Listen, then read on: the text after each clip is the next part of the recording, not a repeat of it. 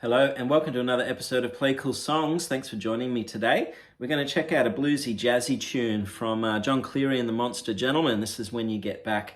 So I'll take you through the chord progression, then share with you a few ideas which have helped me kind of fake jazz during my career as a professional musician, and might be helpful for some of you guys out there as well. So let's jump into it. In the key of G minor, so I'm going to hit a G minor 7 to an F minor 7, B flat major 7, E flat major 7, whatever voicing you like there, and then D7 with the sharp 9, D7 with the flat 9, and so I think about the 9 as an octave plus 1. So in this case, the natural 9 would be the E note there over the D7 triad. And if I want to sharpen that, I'll just move it up a fret. And if I want to flatten it, I'll just move that down a fret. So sharps and flats are an instruction, really. They're telling us to move things up a semitone or down a semitone. So that gives us a classic kind of minor blues turnaround back to the G minor there. So that'll get you through the verse progression.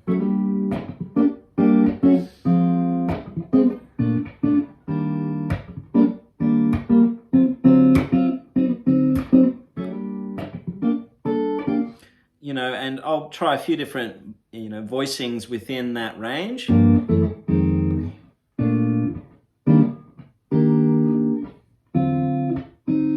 Just to keep things interesting as we move forward. And so when we get to the chorus section, I'll play the exact same progression, but just in a different register on the fretboard. So I'll move it up to here. And I think it just makes things exciting, hopefully, and just creates a bit of interest between the verse and the chorus sections here. So G minor 7, F minor 7, and then a B flat major 7. So I'm hitting 8, 10, 10, 10 on the bottom 4 strings, and then 8, 8, 8, 10 for my E flat major 7. And then I've got my D7 there. On 12, 11, and 13, sharp 9, flat 9, back to my G minor 7 there. So that'll get you through like 90% of the song, right? And then we have the bridge section, which is all based on this funky James Brown 9 chord. So I've got the C9, E flat 9, F9, and then we'll hit a D9 on our way back through. So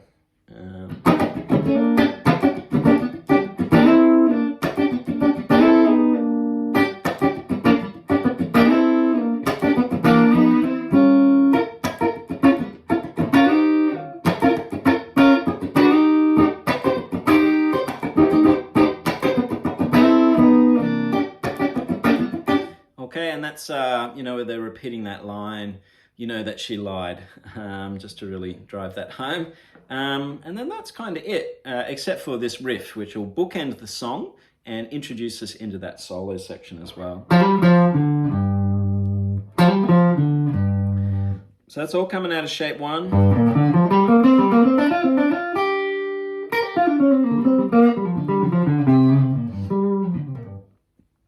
So I'm just hitting 3, 5, 3 on the D string, 5 on the A, and then hitting that low G there. Okay, so that'll get you through the song. From there, looking at some soloing ideas, 2 concepts which have helped me, where this song can give us some good examples of that, is sort of symmetrical phrasing ideas, and I'll speak to that in a moment in more detail, and then also, how we treat this D7, this 5 chord here. So there's some opportunities here for us to step outside the bluesy scale. And so for me, that blues scale with the flat 5, for me, that's really home base. And I use that to glue all my phrases together. It's what's going to sound, the most sort of musical overall, but I can use that to balance out some more sophisticated phrasing ideas, and so kind of get into trouble for a moment with some jazzy licks, and then bring it back home to safety you know, with my blues phrasing there. So the first example would be, you know, thinking about the G minor 7 and the F minor 7 as two separate key signatures. So I'm kind of thinking of it as its own ecosystem there for the duration of the chord. I've got my G minor 7 to my F minor 7. Now I can play the G blues stuff over the F minor and it'll sound cool just on its own. You know, it really will. If your phrasing's on point, these chords here are going to make you sound more sophisticated and jazzy anyway. And you can just kind of sit in a cool kind of blues land for the duration of your solo here, no worries. But if you want to think about the notes of the chord a little bit, you could even use F minor pentatonic blues, you know, over that chord, and it'll totally support what you're doing there. So an example of that might be just kind of thinking of a phrase in G minor.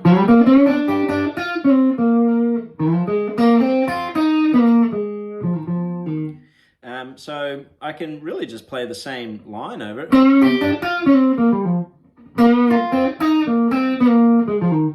And it's gonna work, you know, even though essentially I'm kind of playing F minor over G minor, which is the overarching key signature there.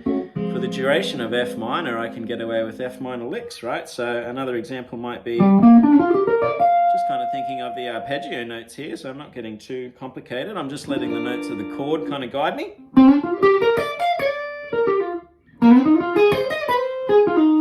So that concept there, you know, works for this particular song, and I'll take advantage of that when I'm soloing over this. But also I might use that just over kind of a static chord, just moving things up or down a fret, you know. And for me, that's a very kind of bebop, Charlie Parker, Coltrane sort of thing to do, at least in my mind. So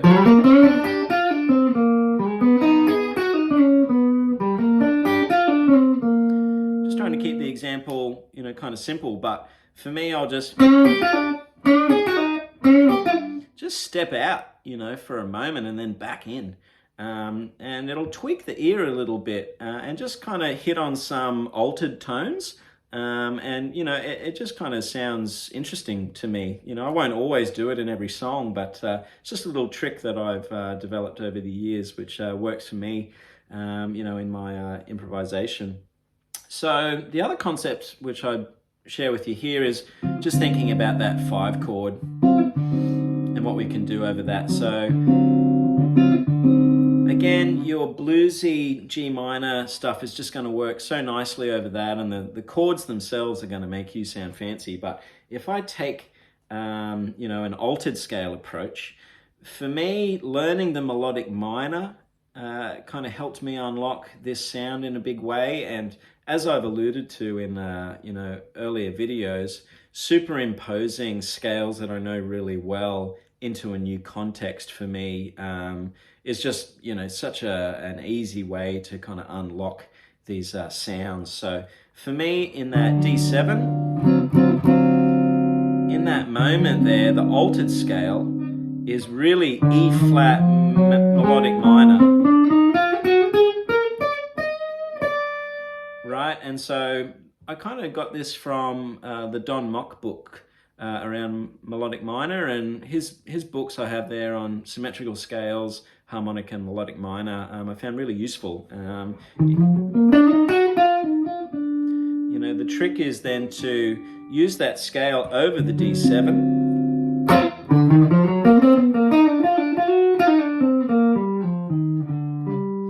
And then land it back to the G minor there. And so by thinking about that scale shape,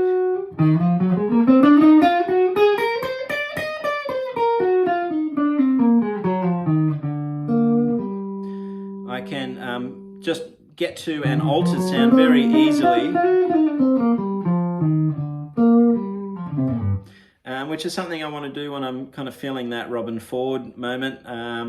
And over a progression like this, which will totally handle it. So thinking about E flat melodic minor, which, not to confuse you out there, if I haven't done so already, the melodic minor scale is actually the major scale with a flat third. So if I take E flat major. And I take that third, in this case the G natural, and move it to a G flat, I get melodic minor.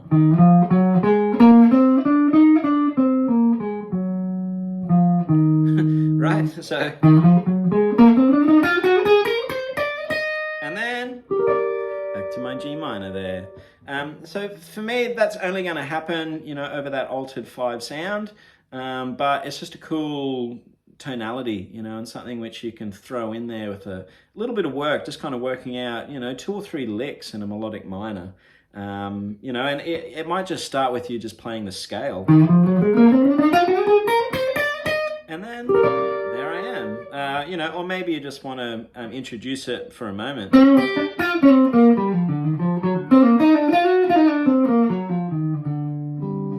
Okay, so just some ideas there to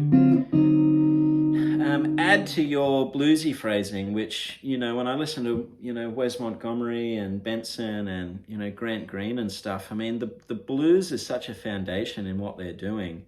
But then when the opportunity presents itself, it's like, bam, I've got a couple of altered sound ideas here, or some symmetrical, you know, phrases,